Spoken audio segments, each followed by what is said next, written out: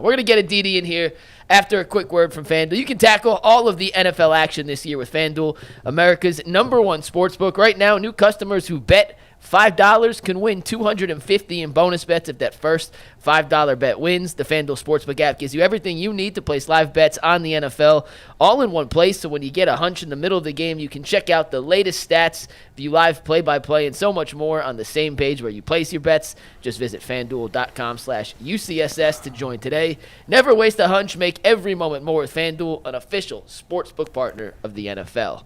And with that, we welcome Aditi Kinkhabwala to the show. What's up, Aditi? Hey there, how are you guys? Aditi, are you a Cavs Merry fan? Christmas, Happy Hanukkah, Happy New Year, all that good stuff. Same to you. Aditi, you can be a Cavs fan if you want. I know they don't got no basketball teams in Pittsburgh, but you could join the Cavs bandwagon if you would like. You know what's so funny about this? So I grew up a diehard Knicks fan, and my niece and nephew were just here for a week, and my nephew keeps wearing Air Jordan stuff. Like, everything he wears is Jordan brand. And I was trying to explain to him that his father and I grew up hating Michael Jordan because we loved the Knicks so much. Why does his dad let him wear all this Air Jordan stuff? Like, isn't that sort of a little weird? Aditi, it's Brand just is something. bigger. The brand's bigger than the. It's just some things that you got to put your personal feelings to the side. I mean, maybe, but like all the kid wears is Jordan brand. I mean, listen. Have you seen us? Have you seen this? I mean, unbelievable. And 3 grown men should never put their legs up at the same time. Yeah, 3 40-year-old men here putting our legs up. Yeah. Showing these shoes. Didn't the Cavs have some bad history with the Bulls too? Yeah. Not as bad as the Knicks history. Absolutely they did. Yeah. But it's Jordan. It's Michael Jordan. I mean, I guess. He literally has like the best shoes. I'm not jumping on the whole Cavs thing because I am a Knicks fan, and last year the Knicks did a lot to sort of pull me back in and get me excited, and that was a really fun playoff run. But you know what's so interesting about Fandom? I was just talking about this the other day. So I grew up a major Giants fan. I grew up a massive Yankees fan. My dad took me to Yankee Stadium before I was even 2 years old. And I grew up a Knicks fan. And I don't really watch baseball anymore. When I first moved to Pittsburgh, the Pirates were kind of fun, but like, I'm not really into baseball. I think I could name one Yankee, maybe two. And obviously, I don't really root for the Giants because now my job is to be impartial, so I root for people I like. But I still have the hatred for the rivals. So what I mean by that is like the Yankees don't incite this enormous passion in me, but the Red Sox, oh yeah, the Red Sox do. And the Giants, they don't incite that like huge, oh my God, I love the Giants. But the Cowboys, yeah, like that still lives. Isn't it weird that like the hatred still lives, but not necessarily the fandom? You know what they say, hate is always a stronger emotion than love. That's so sad. Well, that's sad. Is that a statement on me that I'm still harboring negative feelings? Nah, that you might be a Scorpio. I don't know. I'm a Sagittarius. Maybe we be holding grudges. Well, speaking of hatred, that's a great segue because we got to talk about because a lot of fans hate Baltimore, and that's who we playing this week.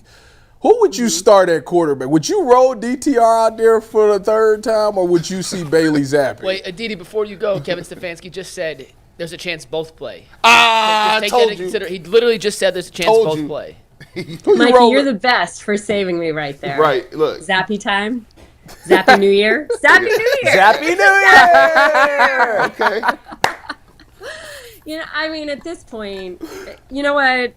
There are so many guys in that locker room that have given so much.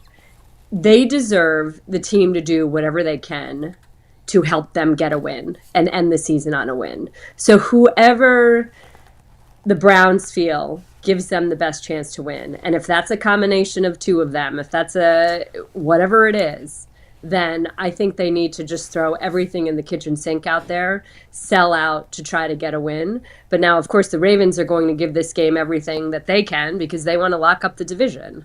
So I don't know. You know, Brian Callahan said this to us last week when we were talking about why they ultimately made the move from Will Levis to Mason Rudolph.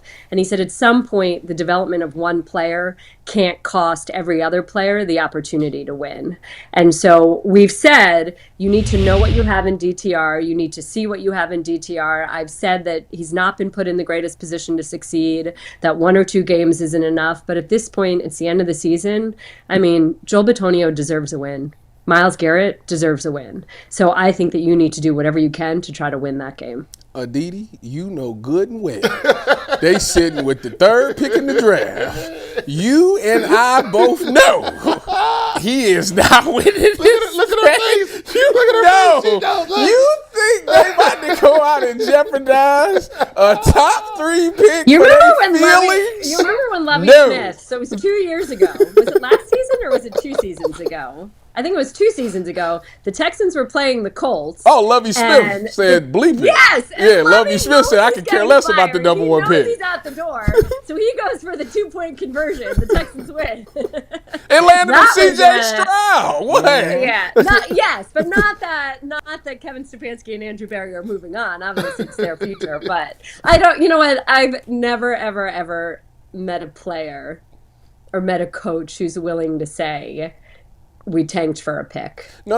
Or that would want to do that for their players. They don't come out and say that. They That's just what. No, they'll say, this we're is gonna how. get- They, we're gonna get some young guys. yeah, we got to get the young guys in there and see what we got. That's how it rolls. Give us some young guys some Let's opportunity. get the young guys in there. Yeah. How important is So this game? guys, Well, we're I'm gonna play some stressed young out. guys. Can I wait? So can I pick your brains a little bit because I have some massive stress here, and I think that I talked to you about this. I'm an All-Pro voter and I'm an NFL awards voter, and when I tell you that I am taking this so seriously, and I am struggling massively with a few of these things. It's the quarterback, and I think isn't the it? smartest way.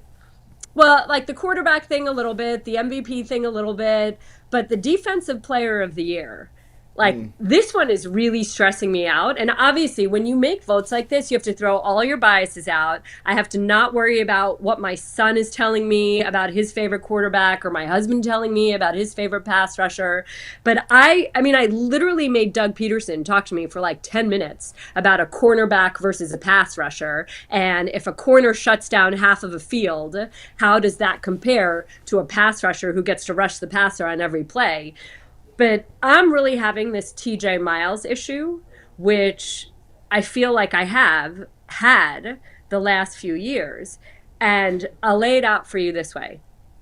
Miles has a much greater get-home rate. He has a much greater pressure rate.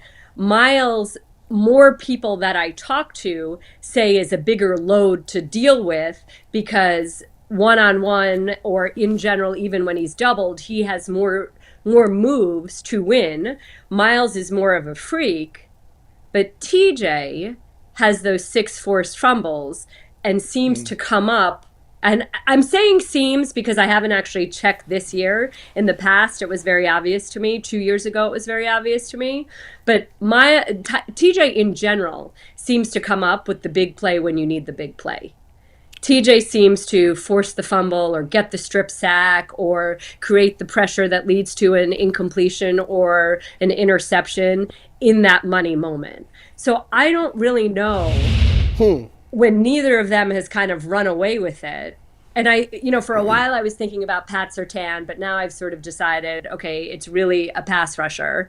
And another piece of this for me is that I'm I hurt think that you TJ, said that. I'm hurt. Me and Dustin is hurt deeply. We got 2 DBs on the that you panel. just, Aditi. I would, Well, I but was, I'd be very interested in hearing that. I Like, was straight think- up gonna and- say go PS2. Okay, but here's straight the up thing. go So, PS2. like, if you're an offensive coordinator, you can't throw to half the field. I mean, and the truth is Pat doesn't have crazy stats, but that's because nobody throws at him. And he's got 4 picks because when somebody does throw to his half of the field, he does come up with a play. But like Doug Peterson was saying, you have to account for TJ Watt and Myles Garrett on every single play. You have to know where they are constantly. They can wreck is your true. game in a way that Pat doesn't necessarily wreck the game. That's very true. But now here's another piece of all of this, right? I think TJ plays with a better defense. I think that Cam Hayward demands attention and that Alex Highsmith demands attention in a way that nobody that's playing with Miles really demands attention. So is TJ making the guys around him better? And that's why we talk about Cam and Alex that way. Or is Miles doing more with less around him? Like when we talk about MVP, everybody keeps telling me, well, Josh Allen is doing a heck of a lot more with less than Lamar is doing with less. So if Josh Allen is being credited for doing more with less, why are you giving me fireworks? Like, Am I talking in circles? Is this all? Help me! That wasn't us. That's That the was point. literally Help on me. you. That's not us. What do you mean? I made fireworks? I swear to goodness, Aditi, we did not do that. Director Steve has magical abilities with VMix. That was on your end, not our end. I You swear must to have either said something or did something, a gesture to I make should it. go, like, I'm play the telling lottery. you better. I know. serious- Yeah. Okay. So serious I mean, business. what? okay. Aditi, I it sounds. discussed a lot of information. Dustin, what do I do? It sounds like this. It sounds like the same dilemma that everybody's been in for the past 5 years. I can just get us to move on. We can just move on. I'll say this. Here's the thing. Myles Garrett, you could literally vote for Myles Garrett, the best defensive player, and give him the defensive player of the year every single year. However, it all depends on how you account for team sports. Like, obviously, the Steelers have had a better year than the Browns. Obviously, Denver has had a bigger year than the Browns. I would put Pat Surtain over Myles Garrett just because. No, you wouldn't. I would. No, you wouldn't. Why? I would. You a D lineman. No, you wouldn't. No, because here's the thing. They got a rookie quarterback, right? Yeah. That defense has to play well for them to keep staying certain games. So for me, I got to give a nod to a team. That's a good point. I got to give a nod to a person who got their team there. We 3-something, and Miles is great, and we can give him an award every year.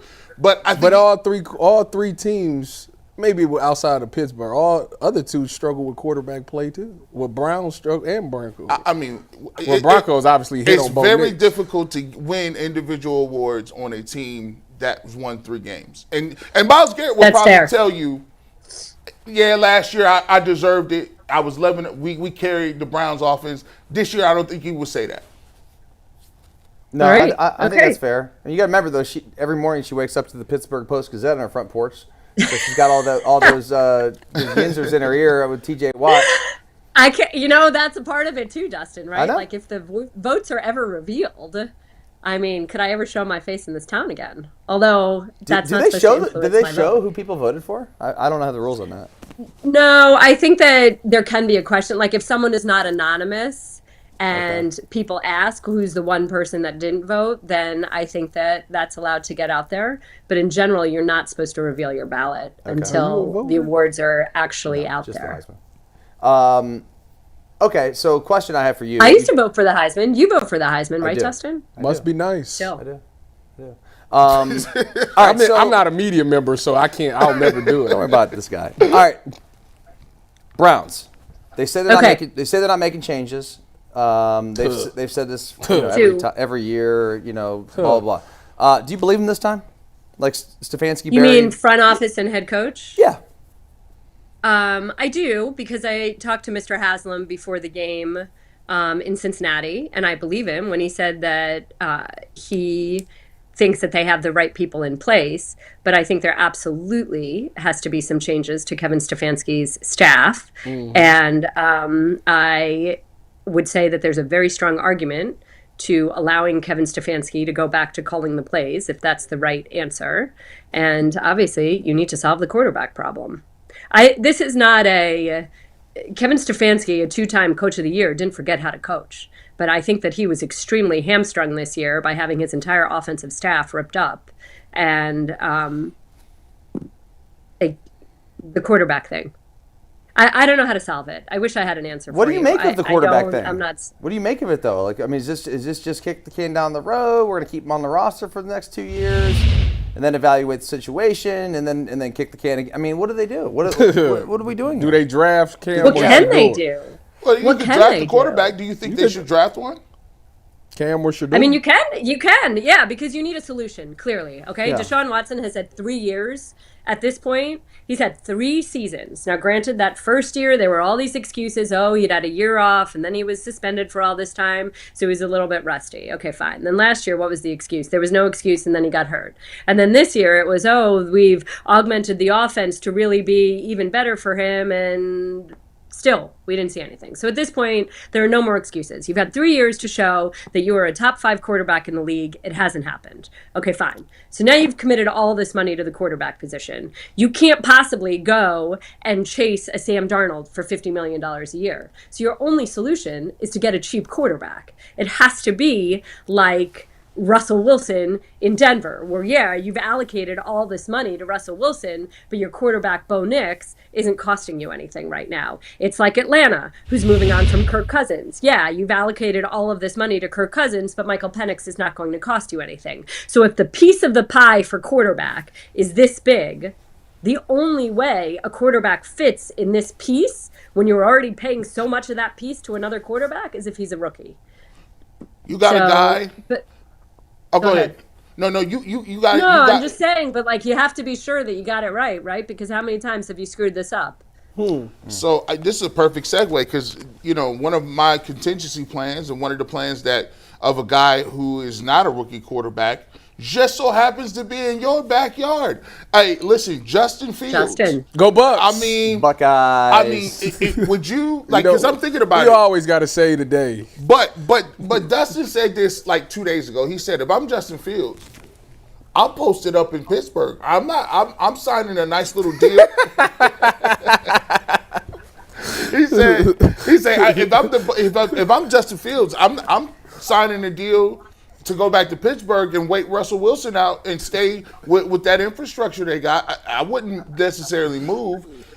For me, do you believe that the Browns should take a look at Justin Fields? And what's your intuition on whether or not he will, leave Pittsburgh and try to go somewhere else and become a starter again?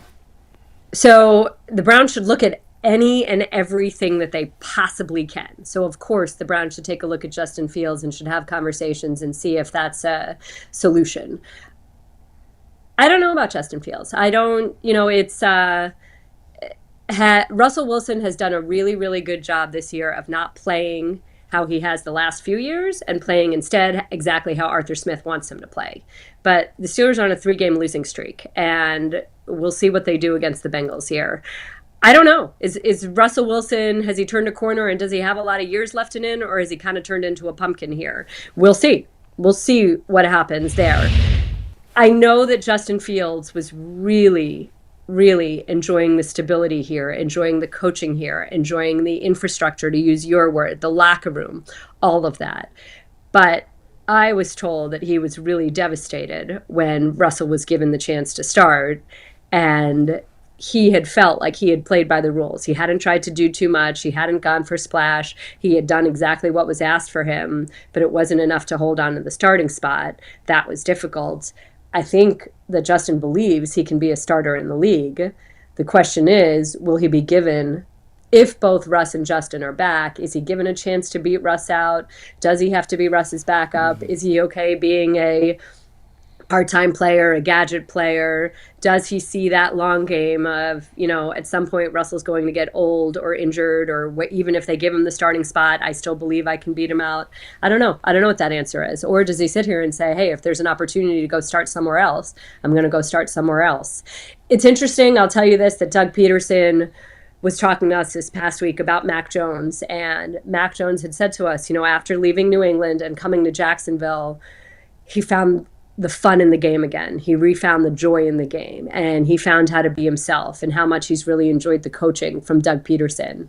And Doug was saying he hopes that Mac gives it another year in Jacksonville, another year of getting better, another year of getting comfortable in a good offense and a good infrastructure. And that will put him in better position to be like a Geno Smith or a Sam Darnold or even a Baker and get another life. But sometimes you only need that 1 year of rehab, kind of, which is what Sam Darnold had in San Francisco. Sometimes you work incredibly hard in a good organization with good coaching, you take as much as you can, and then you can parlay it in your next stop. So I don't know that there's a one-size-fits-all answer here.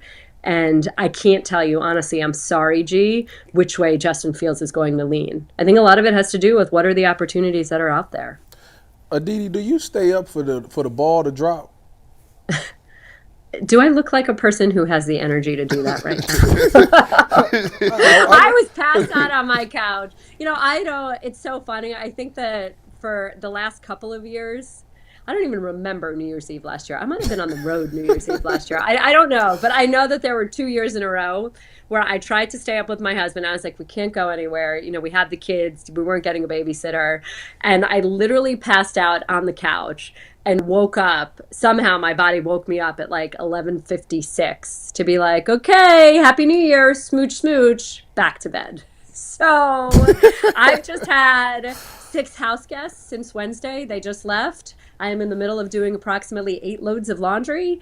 I don't know that I will stay up. Do you? I used to call New Year's Eve amateur night. I used to like to have a party at my house and do game night. So I don't know. What about you guys? Well, what are you Aditi, doing? I'm 30 years old, but I've been 60 in my mind since I was about 16 years old. So there you go. Well, I gotta tell you, my 70-year-old parents, they stay up for New Year's Eve. Yeah, and they it's have not- parties. They it's go not live happening. the life. It's not happening. I'm getting into bed at 10 o'clock. I will be asleep by 11. Guaranteed. You know what you can do, Tyvis, though? You can, like, do the ball drop in Paris or London. And like have your champagne, watch it on the internet, have your champagne. The problem is I got my Welch's already ready to go, but the problem is my father-in-law is a New Year's Day baby. So they're celebrating his birthday. So my wife and kids won't even be there. I'll be by myself. So it's like, oh yeah, I'm gonna get the best rest I ever. Yeah. Wait a minute. So they go to grandpa's house and you stay home by yourself? Yeah, I gotta work tomorrow, so you know. That's your excuse? That's a great out. I gotta work, and I gotta work early in the morning, and I gotta get up and work out before I go to work. So like, yeah, I can't. I got a flight in the morning. And your father-in law's cool with that? He buys that? Yeah. Dustin, you got a flight? Yeah, I'm going to the Bahamas in the morning, so I'm out. Wow. Listen, I forgot. That sounds man. good. We got the Bahamas Bowl on Saturday. Dustin, did you do that crazy pick game? Are you the one that did the 8 overtime game? I called it. Okay, was it like insanity? I can't believe Narduzzi has a job still. Because he had so many chances to win the game and didn't? Yeah, well, you didn't. Did you see the situation or no? No, I won't didn't bore you with the details, but it was one of the more befuddling decisions I've ever seen a coach make in the history of sports. Wait, can you tell me what happened? Bottom of the second overtime, they're down 3. Second overtime. You know the college rules in overtime? How they change? I don't. They turn into 2-point conversions after the second overtime. It's really stupid. I'll just tell you that much. Okay, so after the second overtime, you go to the third overtime. It's 2-point conversions, alternating, right? Until somebody doesn't stop. So they have the ball, 3rd and goal from the 1-yard line at the bottom of the second overtime, which means if they score a touchdown, the game is over. So 3rd and goal at the 1. So they have their tight end come in as a wildcat. They throw a pass to a backup defensive lineman. He drops it. So it's 4th and goal at the 1. At the 1-yard line. Now keep in mind, you're at the 1-yard line. You just got to go. You quarterback sneak, whatever you want to do. Push. Whatever game's over. Okay. Instead, he decides to bring out the field goal unit to tie the game. In a meaningless bowl game. No, but what makes this worse is the fact that literally you kick the field goal, then the next play, they move the ball back to the 3, and you have to score. And if you happen to make that, then you have to go on defense and stop them, as opposed to going from the 1-yard line and winning the game. Makes no sense. He gave themselves a worse opportunity. That's terrible. By kicking the field goal. I don't know. So anyway, he didn't believe in this. Just Google the situation. Yeah, he didn't believe in it. Sorry, I apologize. I've been busy. Like I didn't expect you to see it. I live in Pittsburgh. I assume people in Pittsburgh are I watched it. Yeah. Well, I mean, my husband is a Pitt grad, and he did take my kids to every single home game this season. So, and I do. Does he a Narduzzi fan? I've never really had that conversation with him. Probably I should plead the fifth. How do you have that conversation? Everyone in Ohio is like, "Are you a Ryan Day fan?" Plead the fifth. Yeah, I don't know, dog. Right. You know, it's really interesting, the conversations that I don't have with my husband, where like people are like, how does he feel about this? And I say, I think it started very early in our relationships when I would tell him the truth about things in the Steelers locker room. And he was just like, you know what, you're ruining it for me. So like, let's not talk about it. Whereas like everybody else wants to know, like, what's this guy really like? Or how do these people actually behave? And my husband just like, no. Yeah. But I guess if you want to root for laundry, then the less you know, the better off you are. There it is, Aditi. Drink a shot for me. Get you some Welch's. Get you drink a shot tequila. No, get you some Welch's Jameson, so you can get up in the morning. Whatever's in your wheelhouse, a mimosa. I don't know what you drink, but have a good time. I am a champagne drinker. To be perfectly honest, I do like bubbles, but just like Tyvis is saying, maybe I should stop. I'm gonna have. Listen, I'm not gonna even wait till the ball drop. I'm gonna drink it so I can have it before I go to bed. I'm gonna tip to cut the whole because I'm by myself. I ain't sharing it with the kids, so I'm tipping the whole bottle, drinking, and I'm going to bed. Sounds pretty darn good. It's gonna be a great night. All right, we'll talk to you Thanks, next week. Aditi. Happy New Year. All right, guys. Happy New Year. Same to you.